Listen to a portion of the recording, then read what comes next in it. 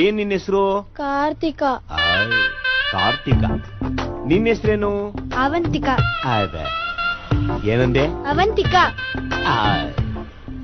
ನಿಮ್ ಮಕ್ಕಳಿಗೆ ಬಹಳ ಚೆನ್ನಾಗಿ ಹೆಸರಿಟ್ಟಿದ್ದೀರಾ. ಹೇಗಿದೆ ಜೀವನ? ನಿಮ್ಗೆ ಗೊತ್ತಿದ್ದಂಗೆ ನಾನು ನಾಸ್ತಿಕ ಆಗಿದ್ದೆ. ಆದ್ರೆ ಭೌತಿಕದಲ್ಲಿ ಏನೂ ಇಲ್ಲ ಅಂತ ಗೊತ್ತಾದ ಮೇಲೆ ಈಗ ಆಸ್ತಿಕ ಆಗಿದ್ದೀನಿ. ನನ್ನ ಬದಲಾವಣೆ ಬಗ್ಗೆ ಏನಂತೀರಿ? ಬಹಳ ಗ್ರಾಂಥಿಕವಾಗಿ ಮಾತಾಡ್ಬಿಟ್ರಿ.